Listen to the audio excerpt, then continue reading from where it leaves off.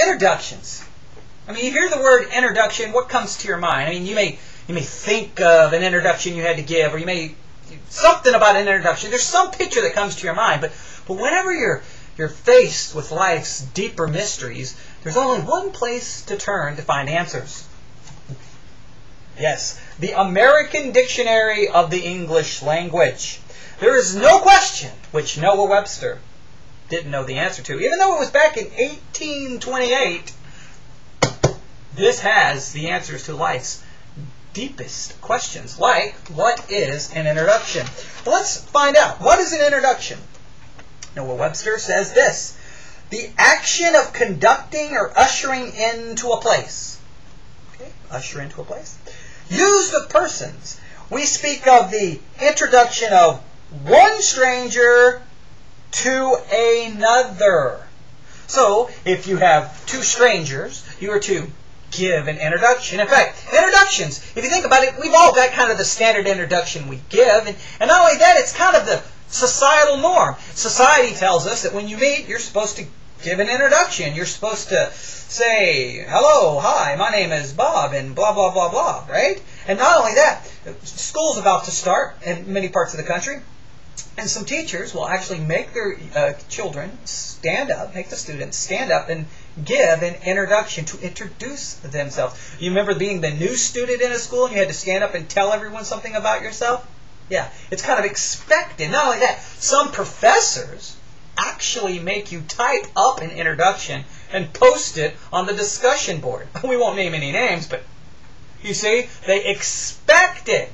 Well, even though it's expected, even though everyone seems to have one, I hate introductions. In fact, let me share with you the many reasons why I cannot stand introductions. In fact, I think I've reduced all my hatred for introductions into 3 very succinct points. Number 1, do people really care? Now, did you really care about the thing? For those in this class, if you read my post, my introduction on the discussion board, did you really care? Do you really care that I live in Texas? Do you really care that I'm in the Air Force? Do you really care I have a cat? Do you really care about anything? I mean, did you really care? Be honest. I mean, you may care about the weather. You may care about world events. You may care about who won the Olympics. You may care about what's for dinner, but you probably really don't care about what I had to say about myself. Come on. Let's just keep it real. Okay, you don't really care. Number 2. Irrelevant information. I mean, think of, if I tell you that I live in Texas, I'll tell you if I live in the Air Force, I tell you I have a cat, does that really matter? I mean, is that really, it's irrelevant, because it really doesn't tell you anything about me. Well, it may tell you about me, but it doesn't really show you who I am. Think about it this way. If you were to meet a serial killer, and that serial killer was to give an introduction, what's he going to say? Hi, my name is Bob, but he's not going to tell you, hi, my name is Bob, I've got bodies buried in the backyard. So that's the relevant information. Hey, come over for dinner. And don't look in the refrigerator because I have things. Yeah, see? Yeah. A serial killer, if he's going to give the standard introduction, he's going to give you irrelevant information. You really want the relevant information, right? Introductions are full of irrelevant information. And number 3, no one's going to remember anyway. Really? I mean, think about the introductions you read on the discussion board. Now, without looking, tell me what you remember. Well, they're in the military. Really? American Military University, and you remember they were in the military. Wow! But really, you don't remember that much. That's the point. Why waste your time giving an introduction that people really don't care? You're giving irrelevant information, and nobody's going to remember anyway.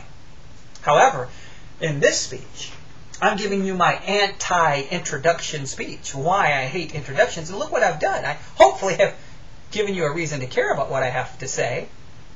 I've given you relevant information because I've told you a little bit about me and why I hate introductions. And number 3, you're going to remember this speech, well, maybe for a couple of hours. Thanks.